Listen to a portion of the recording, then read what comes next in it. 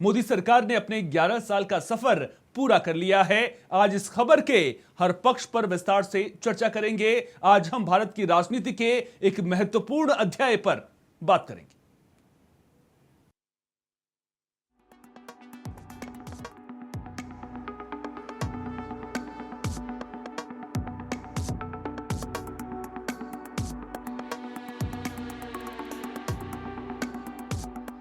प्रधानमंत्री नरेंद्र मोदी के नेतृत्व वाली सरकार के 11 साल मई 2014 में प्रचंड बहुमत के साथ सत्ता में आने के बाद से मोदी सरकार ने देश के कई पहलुओं को प्रभावित किया है।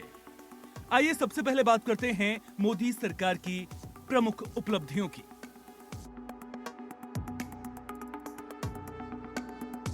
मोदी सरकार ने कई महत्वाकांक्षी योजनाएं और नीतियां शुरू की, जिनका उद्देश्य भारत को आर्थिक और सामाजिक रूप से सशक्त बनाना था।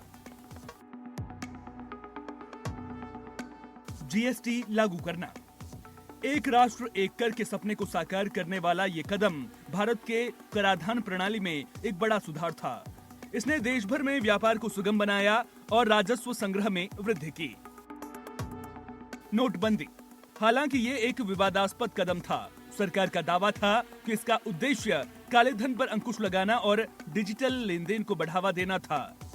मेक इन इंडिया घरेलू विनिर्माण को बढ़ावा देने और निवेश आकर्षित करने के लिए ये पहल शुरू की गई। Ease of doing business ranking में सुधार, भारत ने विश्व बैंक की ease of doing business ranking में महत्वपूर्ण सुधार किया, जिससे विदेशी निवेश के लिए देश को और अधिक आकर्षक बनाया गया। स्वच्छ भारत अभियान, देश भर में स्वच्छता और खुले में शौच मुक्त भारत बनाने की दिशा में एक महत्वपूर्ण पहल। प्रधानमंत्री जनधन योजना, वित्तीय समावेशन को बढ़ावा देने के लिए बड़े पैमाने पर बैंक खाते खोले गए। आयुष्मान भारत, दुनिया की सबसे बड़ी स्वास्थ्य बीमा योजना, जिसका उद्देश्य गरीब और कमजोर वर्गों को गुणवत्तापूर्ण स्वास्थ्य सेवा प्रदान करना है। प्रधानमंत्री आवास योजना, सभी के लिए आवास सुनिश्चित करने की दिशा में एक बड़ा कदम। बुनियादी ढांचे का विकास, राष्ट्रीय राजमार्गों, रेलवे और हवाई अड्डों के विस्तार में अभूतपूर्व गति देखी गई। विशेषकर वंदे भारत एक्सप्रेस ट्रेनों का परिचालन और नए हवाई अड्डों का निर्माण महत्वपूर्ण रहा। डिजिटल इंडिया, देश में डिजिटल साक्षरता और सेवाओं को बढ़ावा देने पर जोर दिया गया, जिससे सरकारी सेवाओं तक पहुंच आसान हुई। प्रधानमंत्री मोदी ने दुनिया भर के नेताओं के साथ मजबूत संबंध बनाए, जिससे भारत की वैश्विक स्थिति मजबूत हुई। पड़ोसी देशों के साथ संबंध, नेबरहुड फर्स्ट नीति पर जोर दिया गया। राष्ट्रीय सुरक्षा, सर्जिकल स्ट्राइक और बालाकोट स्ट्राइक जैसे कठोर फैसले लिए गए, जो आतंकवाद के खिलाफ सरकार की दृढ़ता को दर्शाते हैं।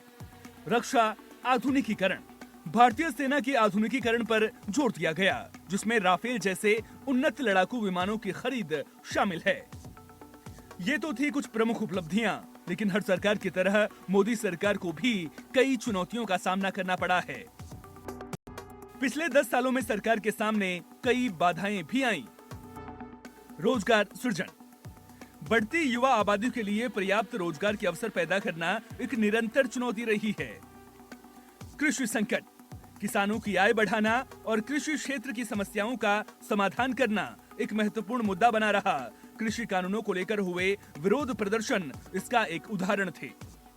महंगाई, आवश्यक वस्तुओं की कीमतों में वृद्धि ने आम आदमी के बजट पर दबाव डाला।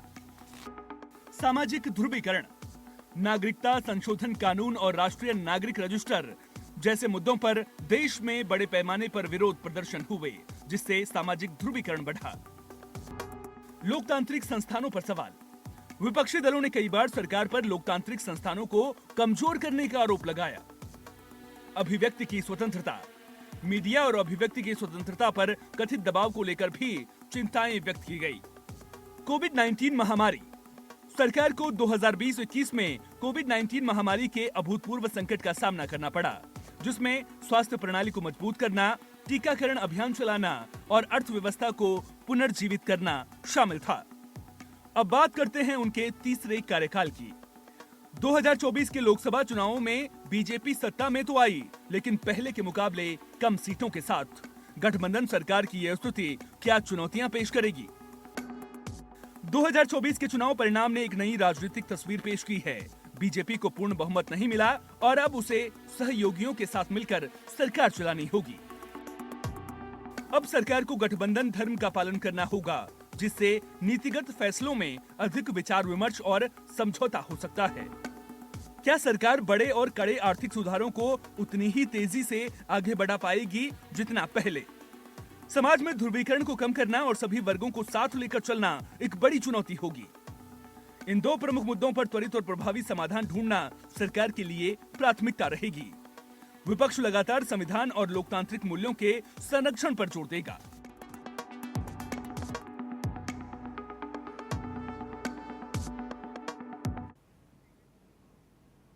तो इस तरह मोदी सरकार के 11 साल का कार्यकाल उपलब्धियों और चुनौतियों से भरा रहा। उन्होंने देश को एक नई दिशा देने का प्रयास किया, लेकिन अभी भी कई मोर्चों पर काम करना बाकी है। उनका तीसरा कार्यकाल एक नए राजनीतिक समीकरण के साथ शुरू हुआ है, जहां उन्हें सहयोगियों को साथ लेकर चलना होगा और लोगों की अपेक्षाओं पर भी खरा उतरना होगा।